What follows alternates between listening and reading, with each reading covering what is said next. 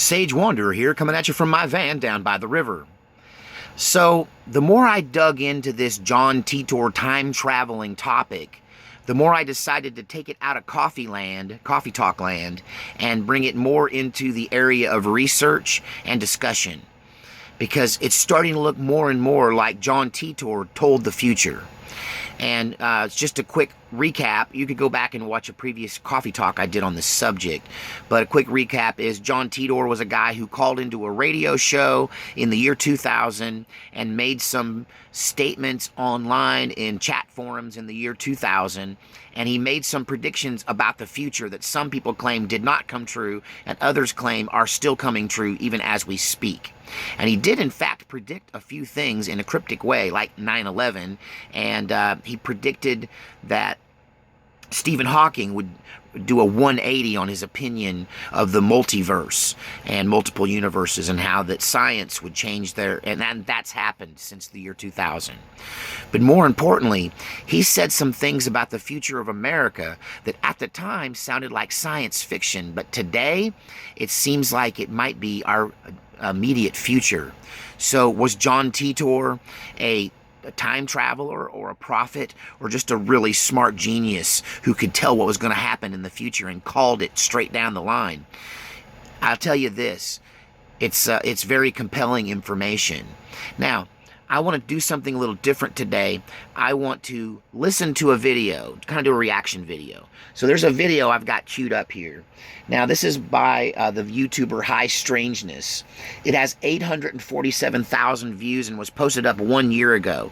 There's really no video. This is a reposting of an 8-year-old radio interview with a British guy interviewing somebody on a radio show.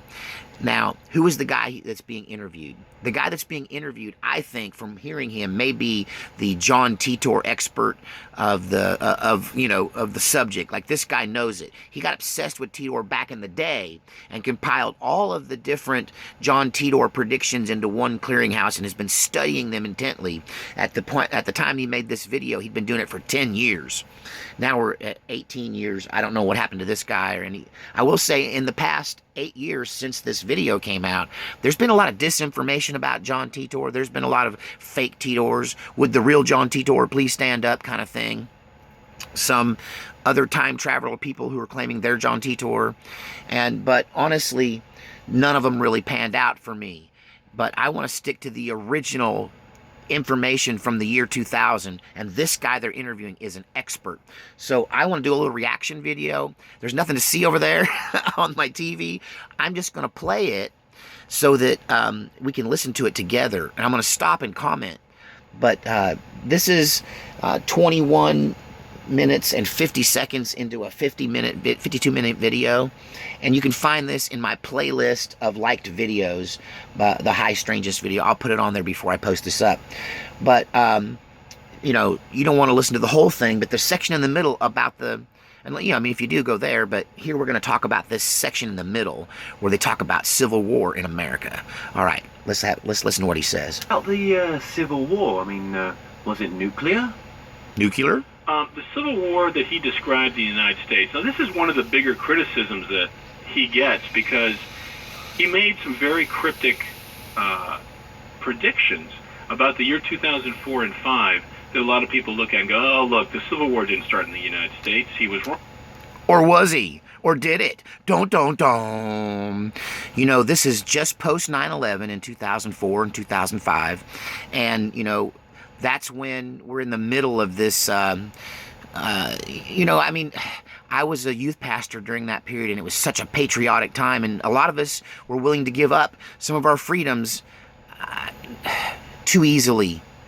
So if you're looking at it from a post-Civil War perspective, one might trace the beginnings of what's going on now back to things like the Patriot Act and the elections of Bush and Obama and the things that happened during their presidency as the beginning of this, maybe the beginning of a cold Civil War. But maybe his timeline is off a little. But then there's the whole multiverse thing. But let's listen some more. Wrong. But a lot of people now are looking back at what he said, and they're seeing that there may be some validity, you know, in the ramping up, in the conflict. And maybe he was a little off. Maybe he was off by 2 or 3 years. But I got to tell you, one of the things that we do is, we do Google alerts and we look for stories in the news. And this is 8 years ago. Now, you look up the word Civil War in the United States, 8 years you're ago. seeing that word pop up more and more. I mean, it may not be a war between Democrats and Republicans politically, but there's a lot of really angry people about some of the legislation that was passed in the last few. So that's something that's changed in the last 8 years, that back then there wasn't a war between Democrats and Republicans, and now it seems like there is. Hashtag hunt Republicans, lock her up. I mean, there's a lot of stuff going back and forth. Many people believe that some of these mass shootings were political, and they're covering that up. And so there's a lot of stuff going on, and we won't even talk about what's going on south of the border. Don't. But let's get back to the video. Years. About immigration, about 8 years ago? The medical system here in the United States. And, people are looking like they're on the verge of picking up arms and trying to make a decision about that. So a lot of people are saying, wow, 10 years ago, no one would ever have thought we would be at this point, and now here we are. Yeah, 18 years ago, and now here we are. Was it just in America, or, did he mention Europe? Yeah, of course, since he was here in the United States, he talked mostly about the United States, but he did mention what was going on in other parts of the world. He said the Civil War in the United States added to instability in the West, which basically launched this Third World War. And okay, so the Civil War in America added to the instability in the West, Europe, and it gave birth to this Third World War. So, I mean, it's just really looking like we're starting to see this. I've been doing videos, even before I got down this rabbit hole with Titor, I've been making videos about how that they're going to do a Civil War and a World War III, and that George Soros is behind it, and they're trying to destabilize the world and trying to cause a global government to erupt out of the ashes and the chaos. And this is all being planned out. And here Titor was telling us this 18 years ago. He said that the main war, or the missiles flying war, was between the United States, Russia, and China. And the odd thing about it is he describes Russia as being an ally of the United States. He said at the end of the Civil War, without Russia's help, we would have lost. So the way he talks, as if Russia helped his side win the war. So whoever he was fighting against must have been an enemy or on the bad side of Russia at the time. Okay, so it's clear to me that Titor was a patriot. He talks about, in other videos that I've watched about this topic, he talks about being in the militia, participating in the war against, what we can see now as the Democratic ruling power, the socialists, the communists that are trying to take over the country. And, and that he's saying that Russia helped us. Now, the way they helped us was that in the middle of this fight, people that are conservative flee the cities. And the cities become these stronghold bastions of communism and socialism in this conflict. And then, so with all of the people fleeing, typically probably some kind of martial law and draconian gun control or confiscation, causes them to split to the country. So this conflict is going on in a rural setting between the city dwellers and the country folk, essentially.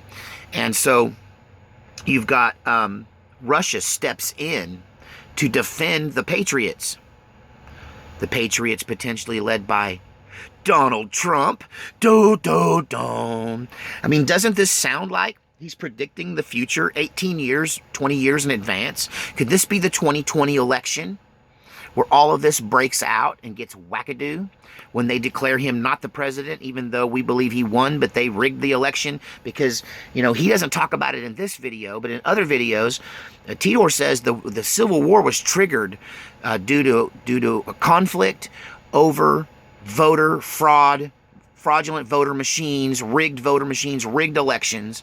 It wasn't 2 or 3 years ago that Barack Obama was standing up going, anybody who thinks that you can rig an election is just a moron. And then they accused us of rigging, the Republicans of rigging the election, the Trump supporters. And now it looks like we're accusing them back of rigging the midterms. 2020 is bound to be wackadoo. Whew. Okay, here we go. Back to the video. So a lot of people are looking at this saying, well, maybe it was the political establishment, maybe it was the leadership in the cities, and people in the country, or from outside of those influences, they were what started the war, and then Russia came in and launched nuclear weapons against our cities, which allowed his side to win. So from his perspective, Russia is not a bad guy. He does friendly relations with Russia. Was part of the war. Post-apocalypse. He talked a little bit about conventional fighting that happened, I guess, in Germany and in France. He talked a lot about China expands during this period of time. They annex the Koreas in Japan. They do launch an attack against Australia, which apparently is rebuffed. He talks a little bit about... Okay, so Australia is key in this discussion because what we're seeing now in current events is China making these bold moves in the South Pacific and the South China Sea, and how that they're wanting to control everything to that south in that direction towards Australia, and that we're going to see conflict with them in the Pacific, in the South Pacific, and down south of the equator, and that Australia will have to defend herself against a Chinese invasion. I can see why they would win, the same reason why nobody's invaded America and been successful, because it's really hard to invade an island, and they got the island thing going on better than we do. I mean, we got open borders on the north and the south with other countries, but Australia is an island. It's really tough to defeat an island state if they have enough natural resources for their people to survive. Okay, oh, wrong one. Let's listen to the video. I almost stopped the video. South America, he says South America doesn't get involved as the rest of the world does, but at some point every one of these countries is involved in this war. So, in his future then, there must have been certain areas in the United States that were off bounds due to, the nuclear war. Fallout. Well, yes and no. Again, 10 years ago, when he was describing the nuclear weapons that were being used, he was very specific about it. And it wasn't until much later, when news started coming out about new developments in nuclear weapons, that did it make more sense to people that it wasn't a total annihilation. These were very strategic, tactical strikes. Surgical. If you wanted to take out one city with a nuclear weapon and leave everything outside of a 10-mile radius fairly intact, apparently you can do that now. And those are the types of weapons that he described that were used. Okay, so let's talk about that in particular.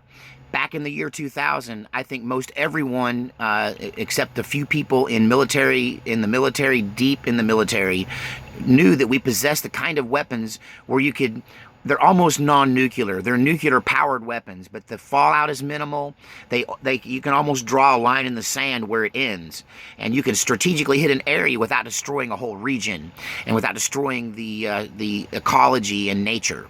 And that's the reasoning for these new surgical weapons that we know now in 2018 that Donald Trump's been talking about, and that other people in the military have been leaking since we had the conflict with North Korea and the thought of nuclear war was on everyone's minds. We talked about these new weapons that there's no way anybody knew about back in the year 2000, but Titor talked about those kind of weapons being used by Russia against the United States. And I'm hearing that Russia does possess some of the most advanced nuclear weapons because they never really stopped working on them, even though they told us they were.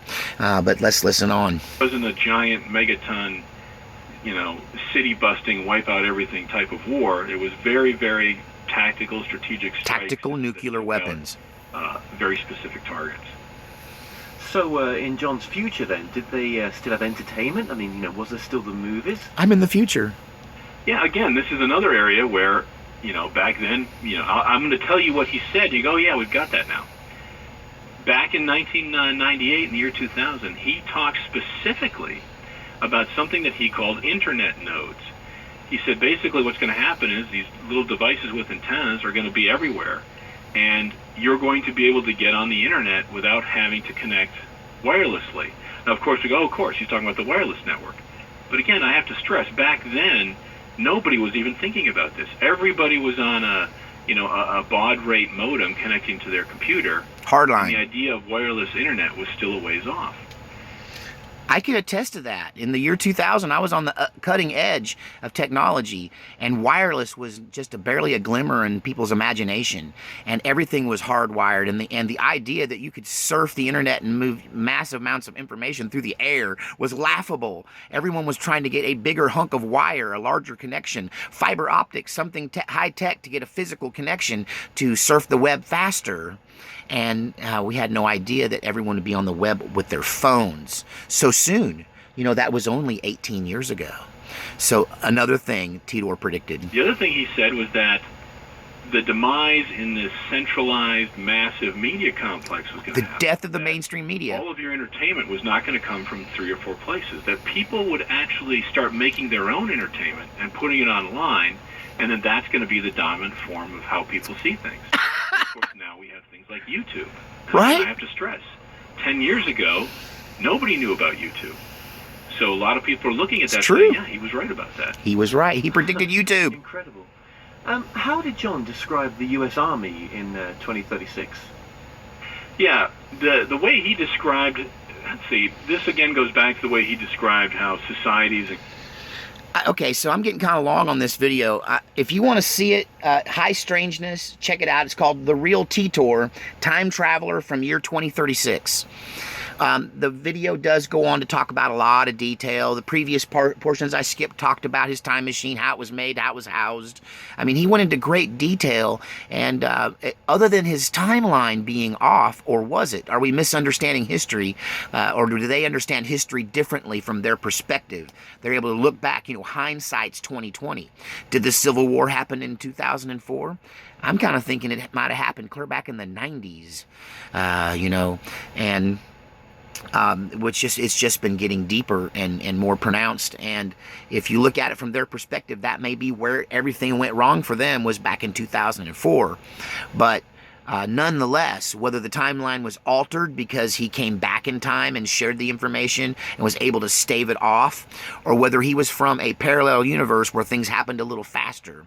You know, he goes on to talk about how you can't go back in time in your own universe, that you're actually skipping to parallel universes that are similar to yours. And the further back you go back, the further different they are. So you have to go back only a few years. You know, like his time machine only goes to 65 years back. Because if you go further back than that, everything may be way different because you're in a completely different multiverse. It's all very complicated. That video's got a lot of information in it if you want to check it out. But I do find it interesting that in his scenario, you know, a lot of my viewers, and I tend to lean that way myself, think that we're living in the end times, and that, you know, the sky's going to open up and Christ and all the angels are going to come out of the sky and just take control of things in a supernatural way, within what we call the second coming. But, you know, a lot of people thought their situation back in history was the end times. When I grew up in the 70s, born in the 60s and grew up in the 70s, where we did duck and cover and we were afraid of being killed by nuclear explosions at any moment. And we all felt like those had to be, like, are we in the tribulation, or is the tribulation going to be next week? Because we thought we were in it then. You know, in 70 AD, Jerusalem was sacked, and many of the birthplace of Christianity was really crushed by the Romans. And those Christians then that were being persecuted by the Romans, they thought they were in the end times. They thought they were living out the tribulation period. So maybe we're in the end times, and maybe we're not. And maybe Titor is right. And we're looking at a civil war, followed by World War III, followed by a reconstructed the United States of America, ran by the people, of the people, and for the people, in a world without mainstream media, where the cities have been nuked and no one is left but those old-fashioned folk who believe in the old-fashioned America, and they reconstruct it in its old-fashioned ways. Whew, that's a long path to making America great again. Woo! Strange times we live in, for sure. But check out the John Titor video, and thanks for sharing my cloudy, rainy morning with me here in my van down by the river.